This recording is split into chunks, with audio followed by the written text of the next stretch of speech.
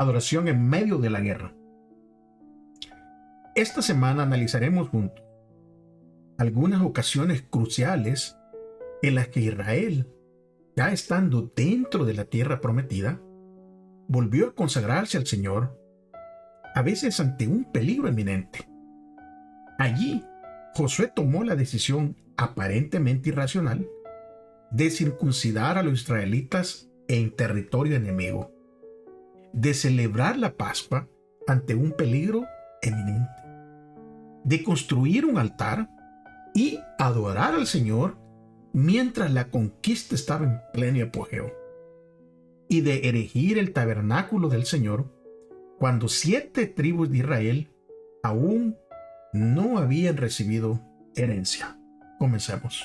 Bienvenido a Brother to Brother, un lugar de estudio de la palabra de Dios, donde Dios está presente, donde la esperanza es real, donde Dios es glorificado, donde su palabra cobra vida. Escuela sabática, reflexiones, estudios bíblicos y más. Gracias por estar aquí.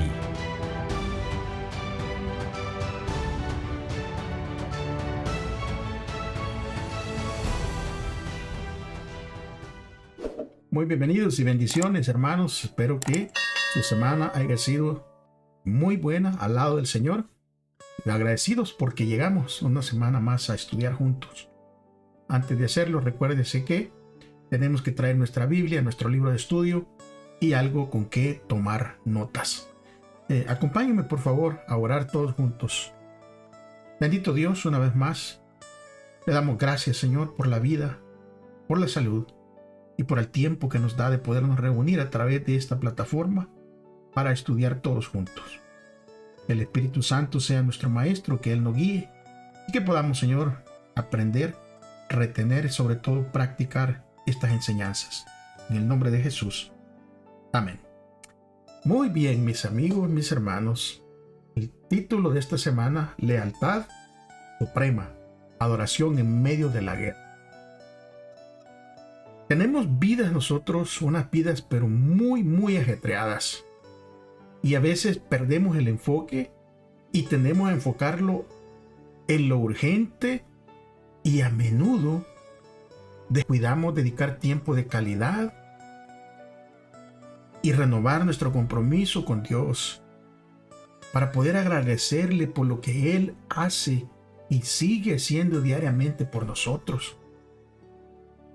También en muchas ocasiones perdemos esa comunión que tenemos que tener con nuestra familia, dándoles también el tiempo de calidad.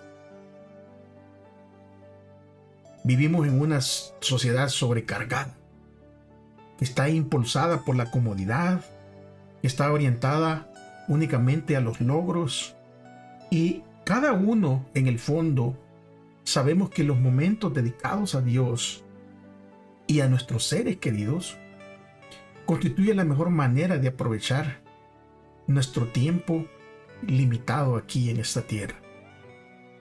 Por eso que el Señor Jesús, hablando sobre esto, utilizó las siguientes palabras en Mateo 6:33. Busquen primero el reino de Dios y su justicia, y todas las demás cosas les serán añadidas. Mateo 6:33. Bueno, pasaremos a el día domingo para poder estudiar el pacto en primer lugar. Y la pregunta de entrada es: ¿por qué ordenó el Señor a Josué que circuncidara a la segunda generación de israelitas en este momento tan concreto de la conquista? Miremos lo que dice Josué capítulo 5, versículo 1 adelante. Vamos a leer y iremos analizando. Dice el capítulo 5, versículo 1, que cuando los reyes de los amorreos, que estaban al otro lado del Jordán, y todos los reyes y los cananeos que estaban cerca del mar, oyeron cómo Jehová había secado las aguas del Jordán delante de los hijos de Israel para que pasaran. Entonces el corazón de estos reyes desfalleció y no hubo más aliento en ellos delante de los hijos de Israel. En aquel tiempo Jehová dijo a Josué: haz cuchillos afilados y vuelve a circuncidar la segunda vez a los hijos de Israel. Y Josué fue, afiló los cuchillos y circuncidó a los hijos de Israel en el collado de árbol. Esta es la causa por la cual Josué los circuncidó. Todo el pueblo que había salido de Egipto, los varones, todos los hombres de guerra, habían muerto en el desierto durante el camino después de que salieron de Egipto. Pues todos los del pueblo que habían salido estaban circuncidados, mas todo el pueblo que había nacido en el desierto, que habían venido por el camino, no habían sido circuncidados después de que salieron de Egipto. Porque los hijos de Israel anduvieron por el desierto 40 años, hasta que todos los hombres de guerra que habían salido de Egipto fueron consumidos, por cuanto no obedecieron la voz de Jehová, por lo cual Jehová les juró que no les dejaría ver la tierra, de la cual Jehová había jurado a sus padres que los daría, tierra que fluye leche y miel. A los hijos de ellos, que él había hecho suceder en su lugar, Josué los circuncidó, pues eran incircuncisos, porque no habían sido circuncidados en el camino. Después de que Josué manda a hacer una exploración en todo el país, el informe que llega de los espías es un informe alentador. Recuérdense que acaban de pasar por un milagro. Cruzaron el Jordán con los pies secos y parece que lo que había sucedido también a ellos los alentaba mucho. Esta generación había escuchado posiblemente cómo el Mar Rojo había sido abierto. Muchos de ellos no vivieron esa etapa, no pudieron verla. Y tal vez podría ser que había duda en ciertos corazones. Pero después de ver cómo Dios partió ahora el río Jordán para que su pueblo pasara, los espías fueron y ahora se esperaba nada más un enfrentamiento con el enemigo. Pero en los planes de Dios había algo más importante que la conquista militar. Era el pacto de su pueblo con él mismo. O sea, el pacto de Israel con Dios. Y antes de que la nueva generación pudiera comprometerse con la posesión de la región, ellos necesitaban ser plenamente conscientes de la relación especial con el dueño de la tierra, que es el Señor. Es por eso que esta renovación de la señal de la alianza se produjo como una respuesta a un acto misericordioso y milagroso de Dios de llevar a Israel sano y salvo al otro lado del río Jordán. Bueno, nuestro pacto con Dios hoy en día debe ser siempre una respuesta de gratitud por lo que Él ya ha hecho en nuestro favor. Nunca debe ser un acto para tratar de obtener algún beneficio mediante la conformidad legalista con sus requerimientos. Este mismo concepto fue sin duda crucial en las luchas de Pablo, con quienes insistían en que los varones gentiles conversos al cristianismo fueran circuncidados, como se ve más claramente en la carta a los Gálatas. Ahora, Israel en este momento está a las puertas de la mayor campaña militar de su historia. Y se podría esperar que todo el campamento estuviera ocupado con los preparativos para esta guerra. Pero no en el sentido convencional. No estaba haciendo esos preparativos. En lugar de preparar las armas, de preparar las espadas, los caballos, se dedicaron a hacer un ritual que los dejaba vulnerables a ellos por lo menos 3 días. ¿Por qué? Porque los varones iban a ser circuncidados. Y ellos lo hicieron para celebrar su relación con su Dios, quien los había liberado de Egipto. ¿Por qué?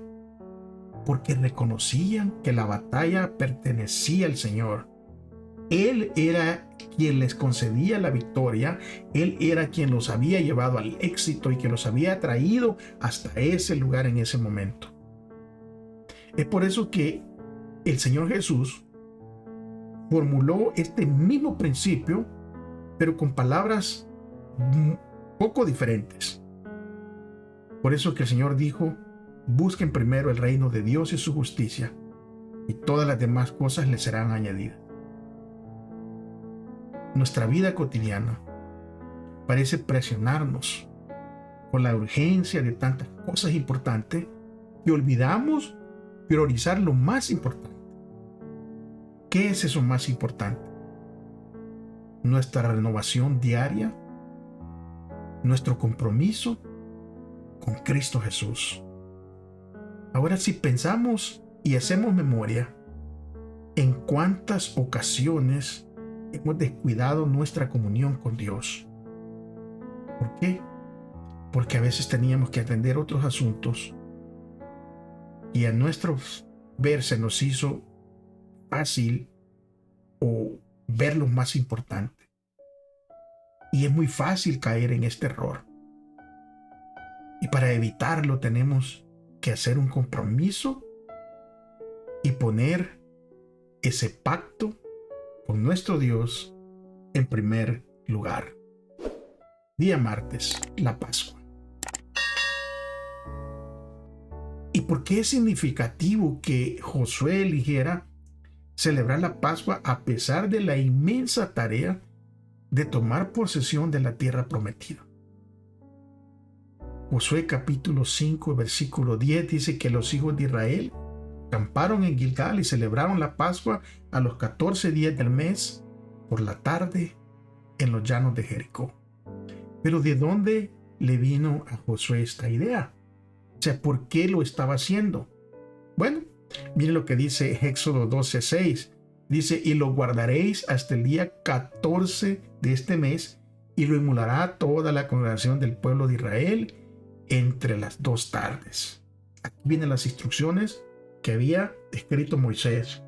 Levítico 23:5 dice: en el mes primero, a los 14 del mes entre las 2 tardes, Pascua es de Jehová. Números 28:16 dice: pero el mes primero a los 14 días del mes será la Pascua de Jehová. Entonces nosotros podemos ver claramente de que había una enseñanza, había ya una base de ese pacto. Y entonces los hijos de Israel tenían que obedecer, y Josué, estando siempre, ¿verdad?, en contacto, está siempre en obediencia a Dios, va a celebrar la Pascua. La segunda actividad importante que precedió a la conquista fue justamente la celebración de la Pascua. Y esto sucedió en la tarde del 14º día del mes, en cumplimiento fiel de las instrucciones dadas por Dios. Es que la obediencia antecede todo lo demás. Y es por eso que a veces me preguntan que por qué yo adoro al Señor en sábado. Yo les digo simplemente porque Él lo dictó así y yo quiero ser obediente a su palabra. Es por eso que Josué hace hincapié en el significado simbólico de la celebración de la Pascua. Porque todos los acontecimientos dirigidos por Josué reflejaban los acontecimientos del Éxodo. La Pascua evocaba la noche en que tuvo lugar la 10ª plaga, cuando el ángel del Señor dio muerte a todos los primogénitos de Egipto, pero perdonó a los israelitas. Después de este evento se produjo la salida de Egipto y el cruce del Mar Rojo y la travesía por todo el desierto. A diferencia de aquel tiempo, la historia de la segunda generación comenzó en el desierto y continuó con el cruce del Jordán. Incluye la circuncisión, la celebración de la Pascua y conduce al momento crucial en que cabía esperar otra intervención milagrosa del Señor contra los enemigos de Israel, los habitantes de Canaán.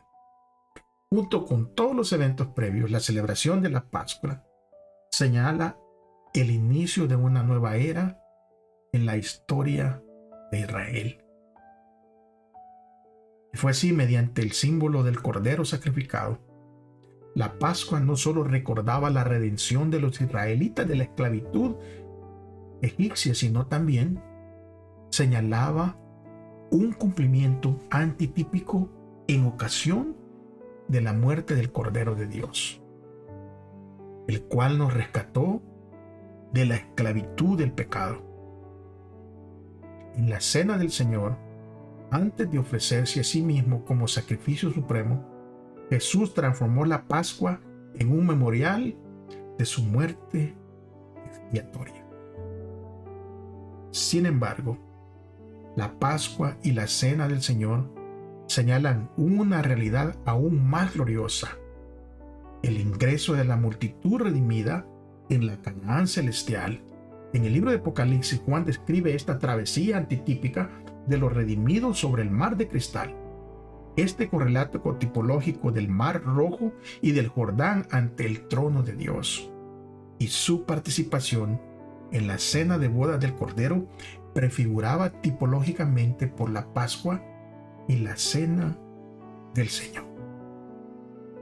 Es por eso que siempre tenemos que tener presente la realidad de la cruz, aun cuando no estemos celebrando la cena del Señor. Día martes, altares de renovación. La pregunta de entrada es: ¿cuál fue la motivación de Josué cuando construyó un altar para el Señor?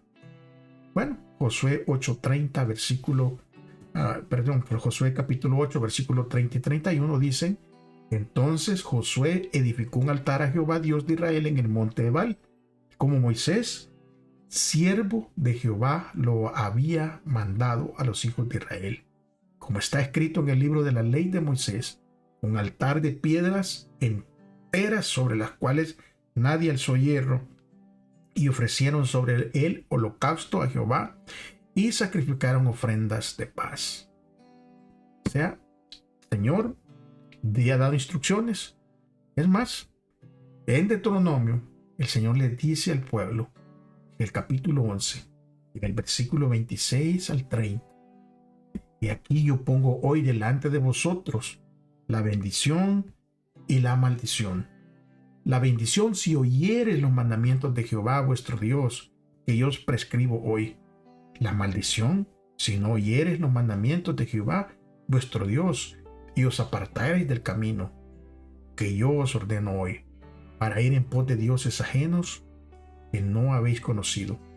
Y cuando Jehová tu Dios te haya introducido en la tierra la cual vas a tomarla, pondrás la bendición sobre el monte Gerizim y la maldición sobre el monte Ebal, los cuales están al otro lado del Jordán, tras el camino del occidente, en la tierra del cananeo, que habita en el Arabá frente a Gigal, junto al encinar de Moré. Dios había dado ya las instrucciones, y dio instrucciones también de que cuando pasaran el Jordán, ahí en Deuteronomio versículo 27, cuando ellos pasaran el Jordán y que tomaran la tierra, levantarían piedras grandes y que las iban a cubrir con cal, y iban a escribir todas las palabras de esta ley que Dios había dejado.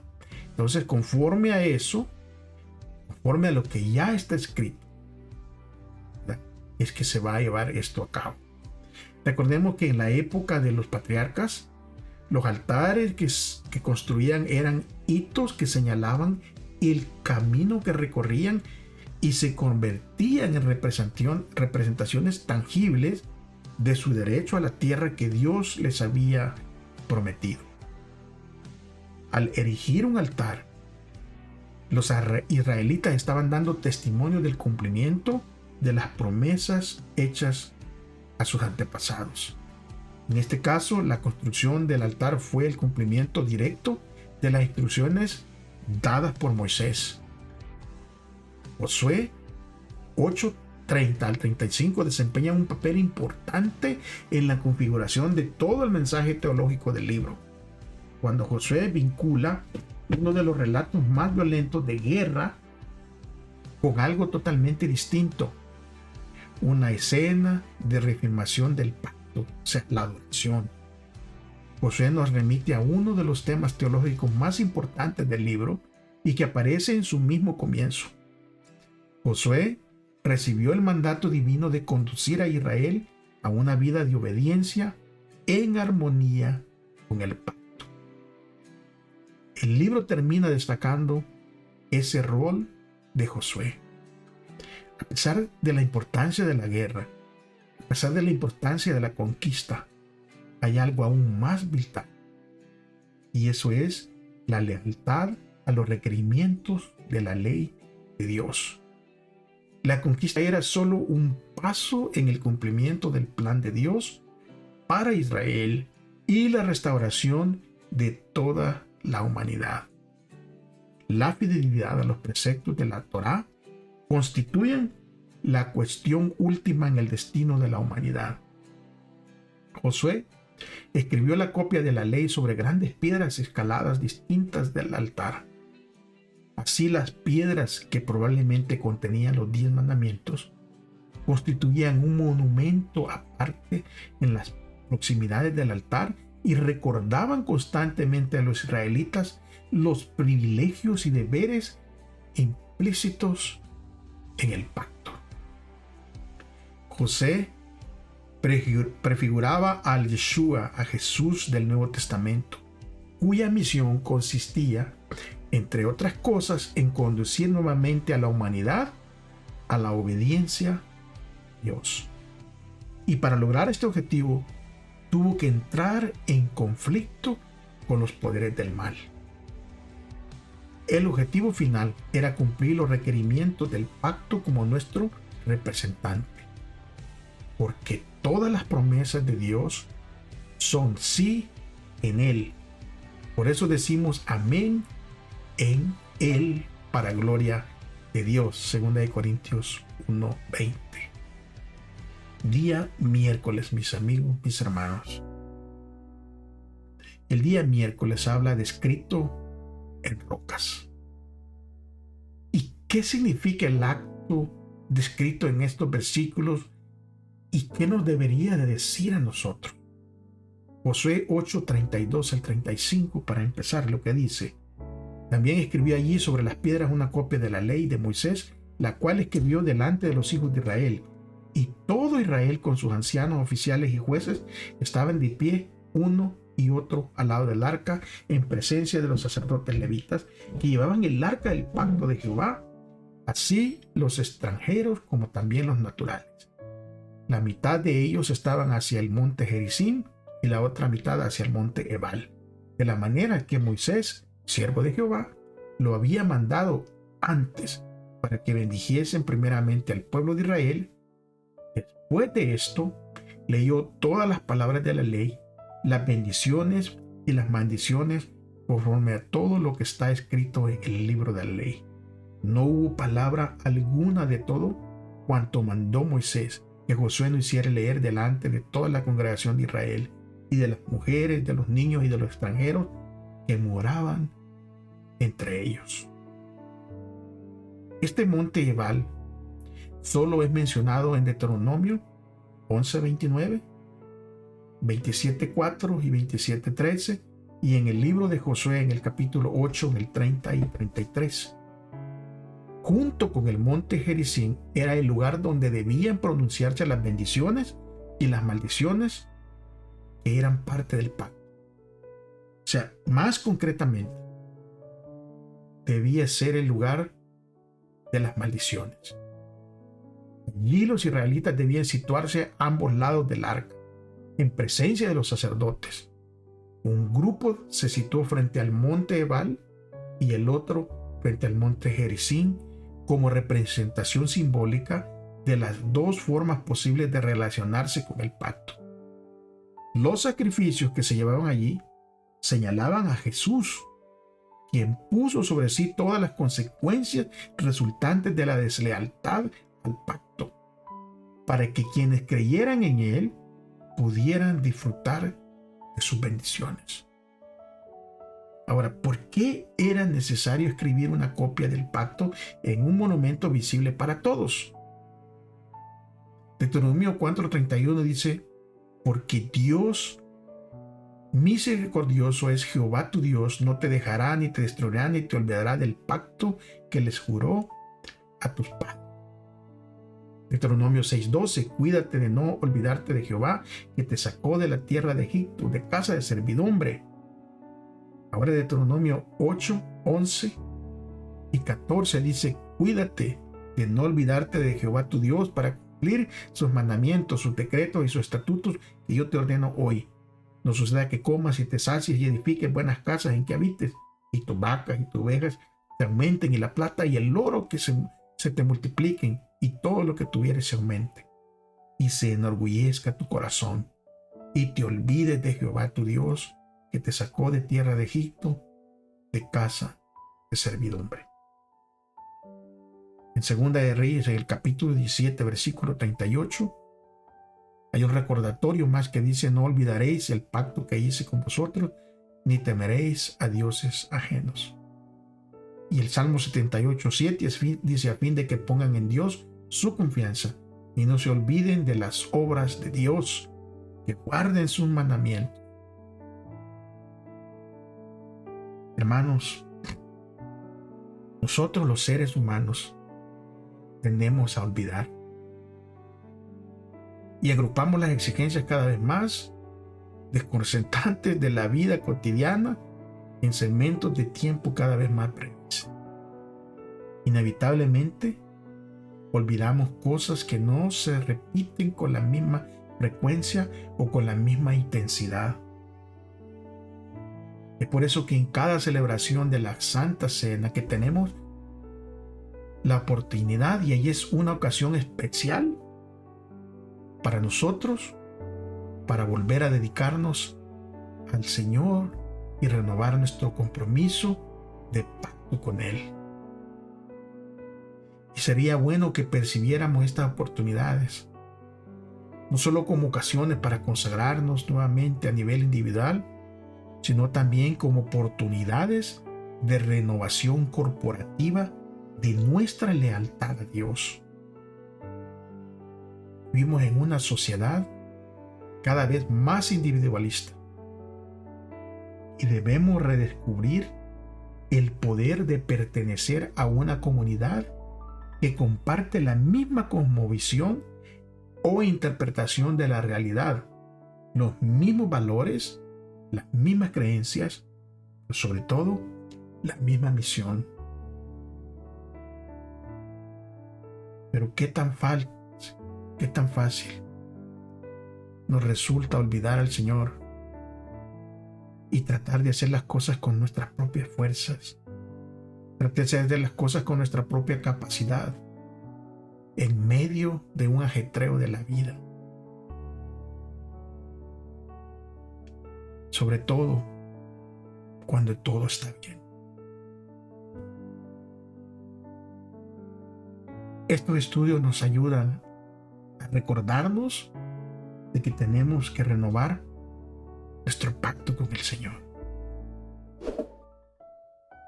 ¿Por qué? Porque yo creo que todos anhelamos su presencia, como dice el título de este día jueves. Ahora, ¿cuál fue la actividad por la que Josué interrumpió el proceso de adjudicación de la tierra? Porque Josué lo interrumpió. ¿Por qué lo hizo? Dice el Josué capítulo 18, versículo 1 y 2. Toda la congregación de los hijos de Israel se reunió en Silo y erigieron allí el tabernáculo de reunión después que la tierra les fue sometida. Pero habían quedado de los hijos de Israel 7 tribus a las cuales aún no se había repartido su posesión. Después de la descripción de los territorios asignados a las 2 tribus más grandes, al oeste del Jordán, y a la media tribu de Manasés. El pasaje describe una asamblea de la congregación en Silo, donde se reparte la tierra a las 7 tribus más pequeñas. El establecimiento del santuario, que es la morada de Dios, representada en el cumplimiento de la promesa del Señor de vivir entre su pueblo, revelaba el tema central del libro: la presencia de Dios en medio de Israel. Y fue esta presencia de Dios en medio de Israel la que hizo posible la posesión de la tierra.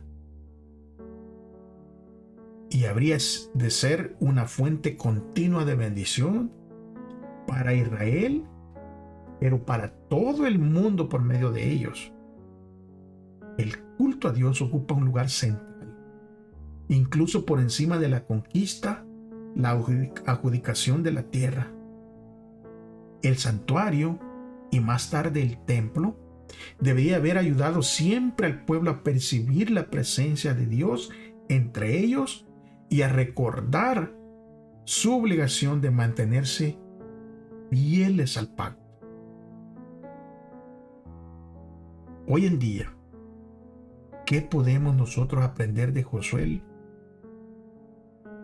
Como cristianos, quienes no tenemos un santuario terrenal que nos recuerde la presencia de Dios entre nosotros. O sea, ¿qué podemos nosotros aprender de todo esto? Capítulo 6 de Hebreos, versículos 19 y 20 nos dice: la cual tenemos como segura y firme ancla del alma y que penetra hasta dentro del velo, donde Jesús entró por nosotros como precursor, hecho sumo sacerdote para siempre según el orden de Melquisedec.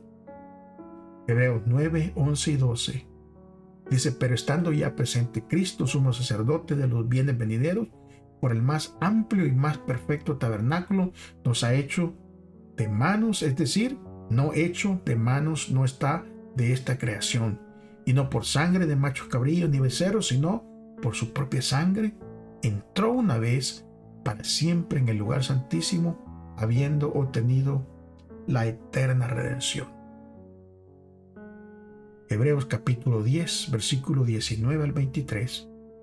Dice: así que, hermanos, teniendo libertad para entrar en el lugar santísimo por la sangre de Jesucristo, por el camino nuevo y vivo que Él nos abrió a través del velo, esto es, de su carne, y teniendo un gran sacerdote sobre la casa de Dios, acerquémonos con corazón sincero, en plena certidumbre de fe, purificados los corazones de mala conciencia y lavados los cuerpos con agua pura.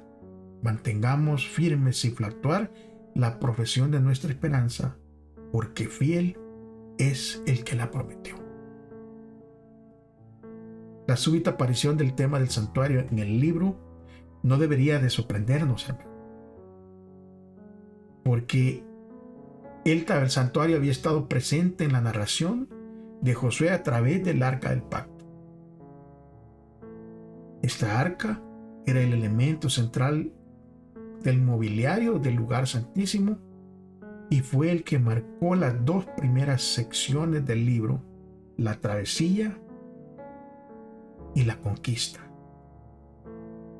Cuando situamos la colocación del tabernáculo en el eje del reparto de tierras, José muestra que toda la vida de Israel giraba en torno al santuario, sede terrenal de Dios.